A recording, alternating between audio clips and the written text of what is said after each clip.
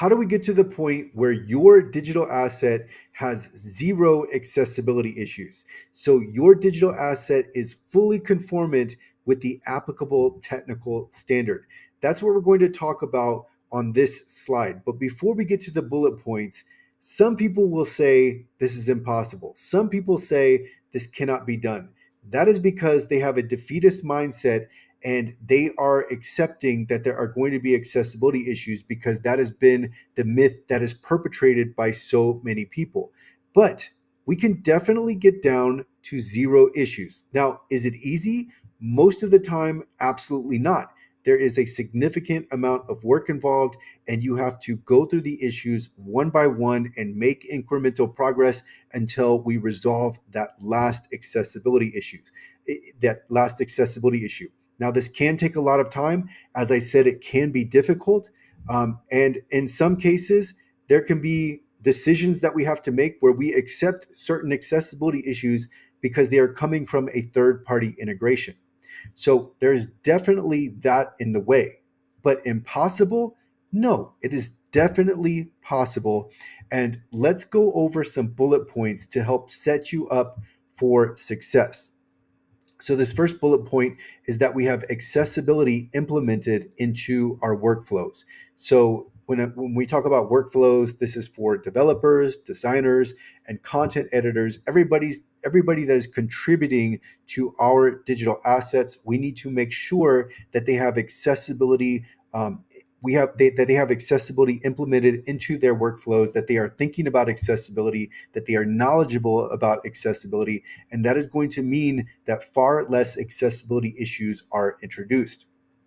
We also need to scrutinize what third-party integrations we integrate into our digital asset. We need to make sure that we also have code access, because if we don't have code access to these third-party integrations, then they can introduce accessibility issues and there's nothing we can do about it from our end. Now, sometimes this isn't possible. Sometimes the third-party integrations just don't allow code access for one reason or another.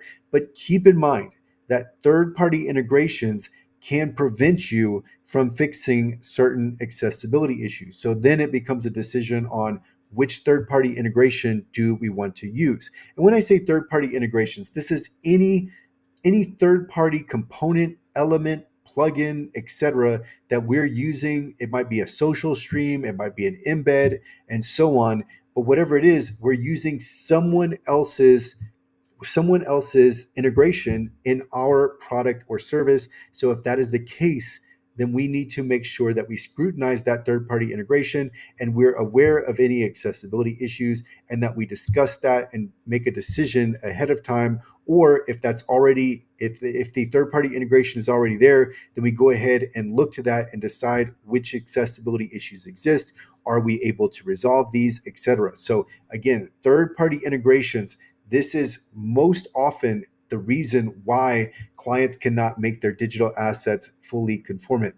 Along with accessibility implementation into workflows, we have training. Training is so important because we need our team to know about accessibility so that we can bring down those accessibility issues. It's not about creating perfectly accessible products and services right away. It's not about the resulting product being perfectly accessible. It's about having less accessibility issues, and then it's easier to fix the remaining issues because there are far less.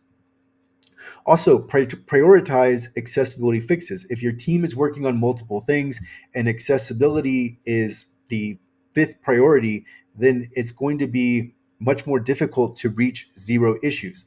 And if you prioritize accessibility, if you are aggressive about it, it's going to be much easier to reach zero issues. Also, you need to track the issues. This is the only way we can reach zero, is if we know exactly how many accessibility issues exist. And so this is why I recommend the Accessibility Tracker platform, because this is an audit-based platform where we can track all of the accessibility issues, not just those that are flagged by a scan. So this is a very, very fundamental and important difference. And Accessibility Tracker has so much more to help your team not only fix the issues, but make the fixes faster and complete the project sooner. So Accessibility Tracker is really going to help with your project, and you're going to upload your audit report. You're going to be able to assign issues to multiple people so that multiple people can work on the project at the same time. They can chip away at it. They will have AI to help guide them through fixes. So there are so many advantages to Accessibility Tracker and tracking the issues. So that is going to help you reach zero issues. And then last I have here validation. Of course, validation is needed because any fixes that our team makes, we need to make sure that they have indeed resolved the issue. So for that reason, we're going to need to validate those issues. But this is how we reach zero issues. Is it difficult? Yes, it can be very difficult, especially depending on how expansive your digital asset is, what the scope in question is, what the technical standard is.